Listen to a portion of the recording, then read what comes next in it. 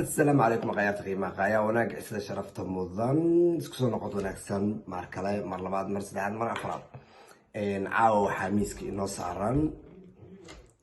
أميد يسميو أوكي برامج كان قد قالو مركا وحاد سوق بصنايا مركا ورسا أميد بليل دقيستو حولها أميد سمية دايما خليسين برانكي ميا أنا كان بس وحيد وجعلها أميد وحولي هاي إن أرنكا ماريا لتبا مسا و برانك أوكي أميد آدي أدبو أفضل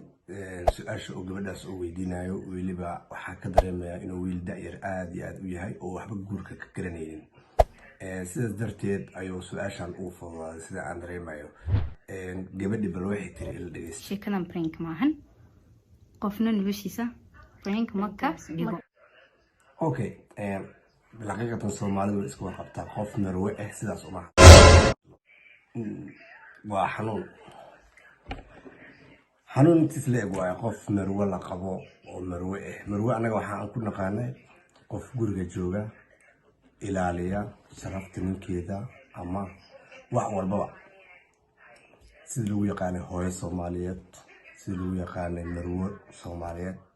sida ma ahayn in bulshada dhexdeeda ay ka tiraahdo ninkii waan kala tagnay eedo berito waa marwe ahay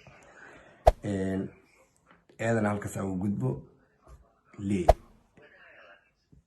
صاحب أديكنا دي عطمانتا أصل درستي حلاها إني برانك بوشدة أحد كسر يسطو وحنقول يا هذا الكوميال الدنيا هذا الكوميال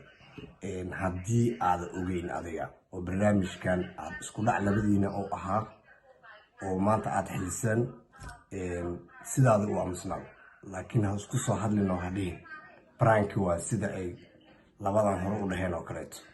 taas baan ku leeyahay adigana aan u soo noqdo Amid adigana hore waxa u dhahday waa reality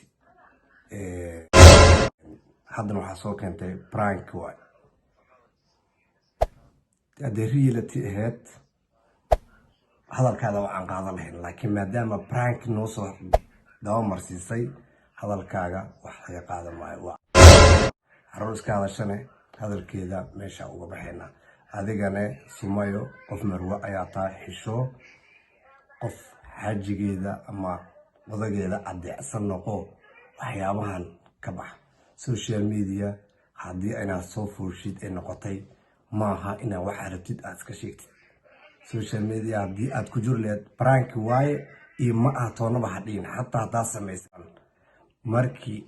aad barnaamijka dhamaysatay dhexta laakiin inta soo hadashay prank ma ay waa reality soo tiri haddana aad tiraahdo waa prank taas wax la qaadan kara ma sidaas aan barnaamijka soo baxay wabillahi tawfiiq